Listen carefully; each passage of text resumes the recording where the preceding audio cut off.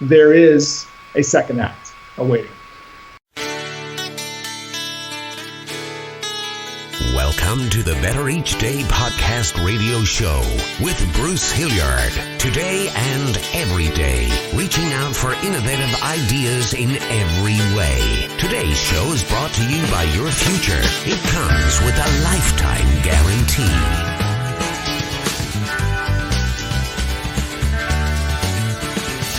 Hello, everyone, and welcome to the Better Each Day podcast radio show. Today I'll be talking with speaker, author, and baby boomer career coach John Tarnoff. His new book, Boomer Reinvention, How to Create Your Dream Career Over 50, looks to be at least inspired partially by your being fired, 39% of your jobs over a span of 40 years in the entertainment industry. John, give us some background on yourself. Well, first of all, Bruce, thanks for having me on your show. I really appreciate the opportunity to talk about the book and about the boomer dilemma. And I come to this, as you mentioned, from a long career in the entertainment industry as a film studio executive, primarily here in Los Angeles, with a kind of a sabbatical for about 5 or 10 years in the tech industry in the 90s during the bubble.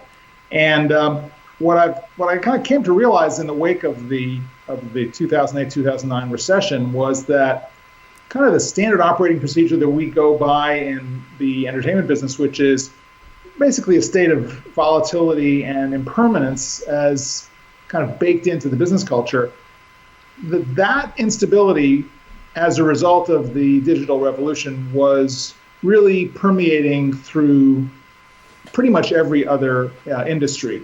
And I don't know if you've seen these charts that kind of predict the way that the digital disruption is going to affect every industry, kind of swirling out from the core center of music and publishing, which seem to be the first canaries in the coal mine to be upended by digital. Yeah. But we're experiencing this kind of instability and disruption throughout most sectors now, and I think the reason why boomers feel particularly hard hit is that, number one, we weren't raised to understand or believe that this was the way business worked. We felt that when we got a good education, that would kind of entitle us to a 40-year career, and if we kept our nose clean and flew straight and narrow, that we'd get to retire at the end of that. And that just hasn't turned out. So I think that's one aspect of it, and then the other aspect is that it just kind of upends our sense of what the compact was between the company and the individual. And this idea that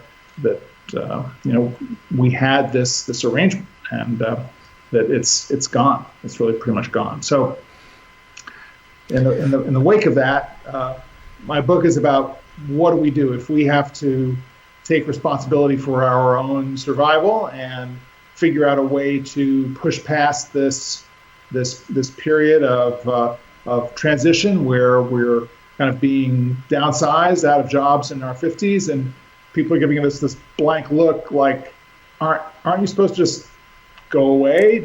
Isn't there some village that you're supposed to go to now that and kind of get out of here? It's a real issue. So how did you come up with 5 steps and 23 strategies?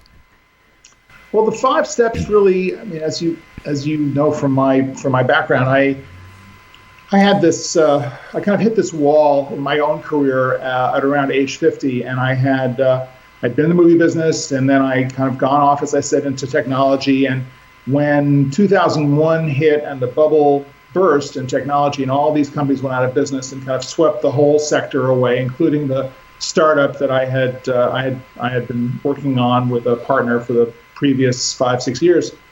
And I realized that I just didn't know what I was going to do. And, money was running out, and I wasn't up for the same kinds of jobs that I had been doing in the movie industry previously. And I wasn't up for them in the sense that I wasn't being considered for them, because in a way I had lost touch with those networks and had not really kept currency in that area.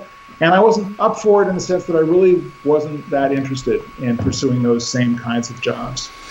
So I went back to school. I decided to earn a master's degree in counseling psychology, and the theory was not necessarily that I was going to become a psychologist, but that I would learn some skills that would help me both understand myself better and understand how to better navigate in the career environment. And I was just going to give it a shot and see what happened. And fortunately, almost miraculously, through some networking opportunities and through a different take on my conception of what my career was going to be or how I was presenting myself, I wound up back in the industry working for DreamWorks Animation for most of the 2000s. And my role there was it was very different. I was much more focused on education and training and leadership initiatives there, which was really in keeping with the work that I had done in my psychology program. And out of that grew this set of 5 steps, really based a lot on my own experience of being fired so many times and having to come back and be nimble and adaptable and really take responsibility for my own next steps. And that's really where it comes out of. And it's a fairly common sense approach, I think, to making this kind of transition in your career and in your life. You're not alone on that. Here's a staggering number. There are almost 75 million boomers in the United States. How important are they to the economy of the country? Well, we're a huge part of the economy. We are the richest sector of the economy. We're a huge driver of commerce. So, and that's not going to go away really anytime soon, because we're seeing that the younger generations are having a harder time, accessing the kinds of wealth drivers that we were able to access in our own lives. The economy was a very different engine then. Why is it critical that boomers reinvent themselves? I think the reality of the economy is that we've undersaved for retirement. We have more expenses that are enduring longer than previous generations. Many of us, up to 10 million of us, by some statistics in this generation, are sandwiched between older millennial kids who are having their own issues launching into the new economy, and older parents who are surviving longer, who are taking up some precious healthcare resources, and we find ourselves being caregivers to our parents as well as caregivers to our children much longer than we anticipated. So we need to keep working to support all of these aspects of our family life. And that, coupled with the low retirement savings rates, inflation, a flatter return on investment. This old 4% rule that we were brought up with doesn't really apply anymore. The virtue of 401k plans is, I would say, finally being called into question as not being really in the best interest of the account holder. It's really has been in the best interest of the financial service provider, who made a tremendous amount of money off of churning us through our accounts. So we really need to figure out how we're going to stay working, certainly beyond age 65. I would say in many cases, and health willing, 75 is really the new 65. It's really the new retirement age goal that we want to set. So in light of that, in your book, you lean toward entrepreneurship. Aren't most folks afraid of doing that? Well, this is a common reaction that I get when I talk about entrepreneurship, or at the very least a more entrepreneurial attitude. And when I was writing the book, I would kind of get into these heated conversations at dinner parties with people about this, and people would say, "You can't teach entrepreneurship. This is something that's innate. You're either born with it or you're not." It's genetic. Yeah, I've heard that. Right, and I don't know that I necessarily agree with it. I think that yes, to a certain extent, there are some people who are more gregarious and more outwardly focused, and there are people who are shyer and more reserved. But I think it really comes down to what is it that you're selling here. And I think if you can figure out something that you want to do, that you feel completely 150% comfortable and excited and enthusiastic about doing, really charged up when you get up in the morning because you can't wait to get at it, then you don't have to sell, right? You don't have to kind of force yourself to lay out this value proposition that you are offering to a employer or a client. And we also have to face the fact that the whole world, the whole economy is becoming more entrepreneurial, and that by some estimates, somewhere between 40 and 50% of all work going forward in the next 10, 20 years is going to be freelance work. That's believable. It also, I think, fits our lifestyle better, to put us much more in control of our day, where we decide what it is that we're going to do.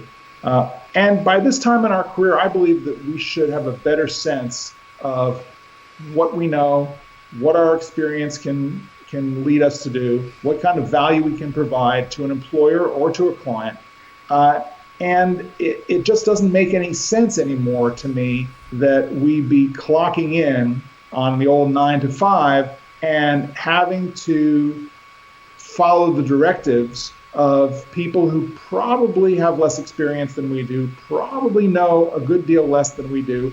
So I think it's time to upgrade, right? To bootstrap ourselves into this next level, and call it what you will, whether it's freelance or entrepreneurship or entrepreneurial thinking.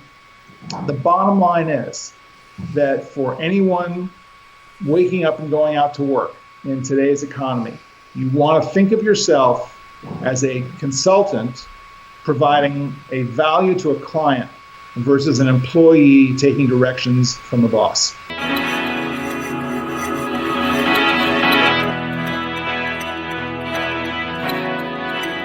Support for Better Each Day comes from BruceHilliardHomes.com. For a better day in buying or selling a home, search BruceHilliardHomes.com or visit our website Better Each Day for more information. And while you're there, subscribe to the show. It's free. That's BruceHilliardHomes.com, Windermere Real Estate, and make it better each day.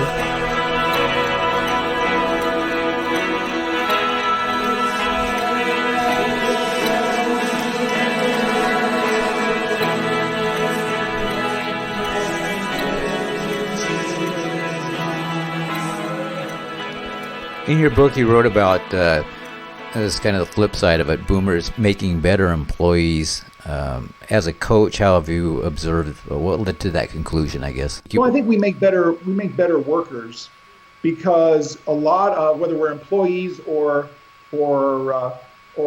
consultants, contractors, I mean, regardless of whether you get a W-2 at the end of the year or 1099 at the end of the year, we're more settled. We have a better sense of who we are, what we can do. Are all of the life challenges, well, not all of life challenges, but a good deal of the life challenges, certainly the ones that are bedeviling younger workers, questions of identity and relationship and family and all of this stuff that we went through when we were building our careers in our 20s and 30s and 40s. It's behind us now.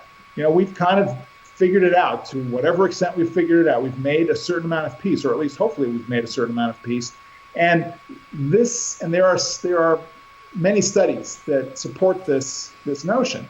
The idea that we are more stable, we are at work because we want to be at work, we know why we're there, and we are more mature, we are more interested in doing the job for the job's sake. There's much less that's interfering with our ability to get that job done. Getting to the gist of the problem is one of the things you mentioned. Some companies are offering phased retirement plans. What is a phased retirement plan, and is it a good move? So I think this is a really great solution. So a phased retirement is a 1-2 year or longer period of time where the employee phases out of their job, as opposed to hitting the retirement age or whatever that event is at 63, 65, whatever it is, And they hand you the proverbial gold watch, although I don't know how many people are getting gold watches these days. I doubt it. And just kind of shoving you out onto the street. The idea is that you stay with the company in a part-time capacity, and you get shifted over into areas which are really needed: knowledge transfer, succession planning, mentoring, and really providing, a village elder kind of value to the company, which can really lead to some very valuable contributions. And while you're part-time, you're figuring out what you're going to do when you're fully out of the company. So it gives you a buffer and a transition period to maintain your connection both financially and emotionally to the place you've likely worked for many, many years, and all the people that have worked there with you. You're changing your role, you're preparing to exit, you're figuring out what you're going to do on the other side of it. It's really a bridge to the new life. So I think it makes a lot of sense. You mentioned the use of social media, in particular LinkedIn. Can you talk about that for a minute? Well, in the whole career reinvention process, we have to realize that if we've been in a company for the last 10, 20 or more years, everything has changed on the outside. And you no longer get a job by revising and typing up your resume and sending out your resume to 50 different companies with 50 different cover letters. The average recruiter is overwhelmed by resumes because we live in this electronic era, and massive numbers of applicants apply to every job. So the likelihood of your resume and cover letter being lost in the shuffle is extremely high. And statistically, about 85% of all jobs are filled through referrals. So your strategy should be to find a way to be referred to the job. And that goes to the question of network, and that goes to the question of LinkedIn. LinkedIn is this for, fortunately we have it. I don't know what we'd do without it. We'd have to create it, because we need some kind of business-oriented online marketplace on a very high end, where we can both propose this value proposition, this narrative of who we are.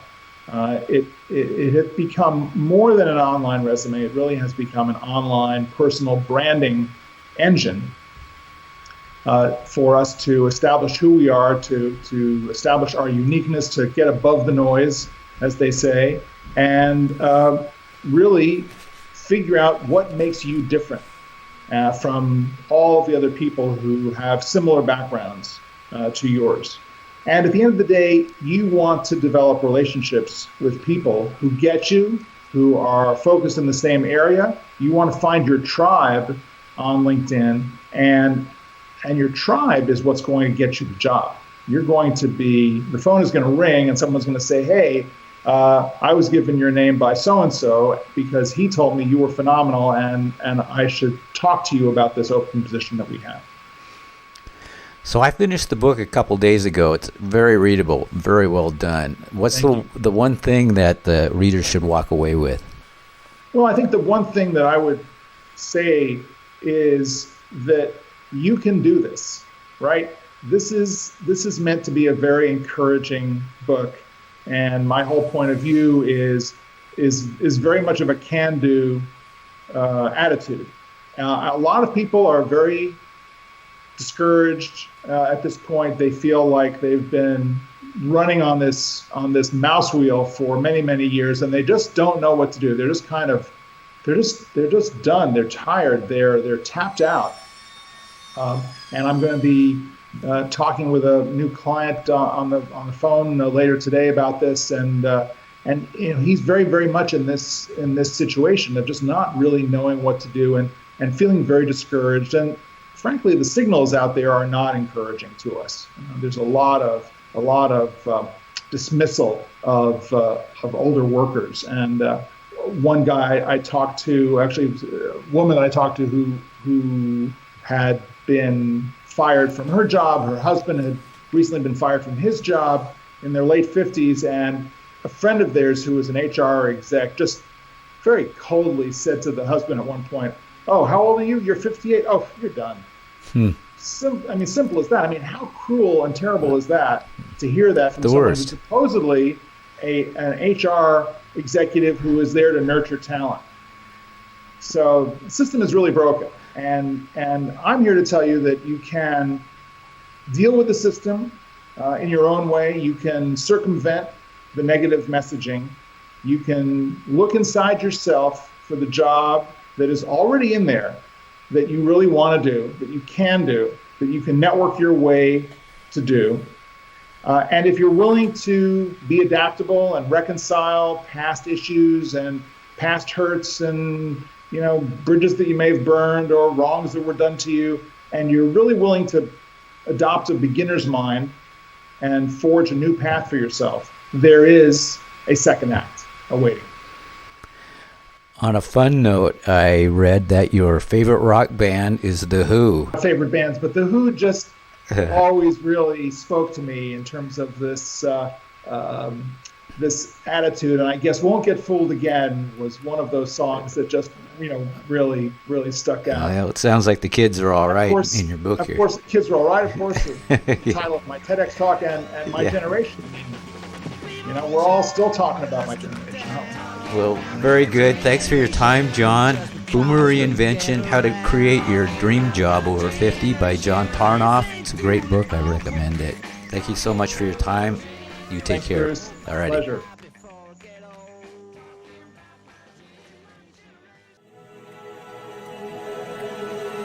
Support for Better Each Day comes from BruceHilliardHomes.com. For a better day in buying or selling a home, search BruceHilliardHomes.com or visit our website Better Each Day for more information. And while you're there, subscribe to the show. It's free. That's BruceHilliardHomes.com, Windermere Real Estate. And make it better each day.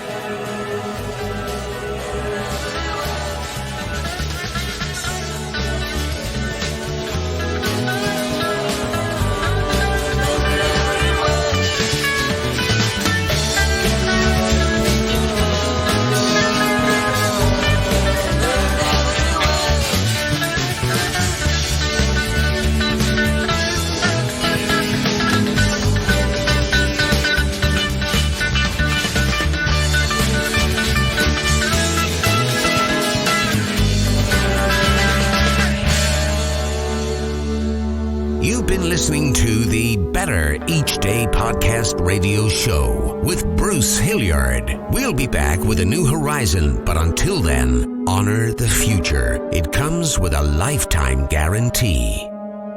We're all just trying to make the next day a bit better.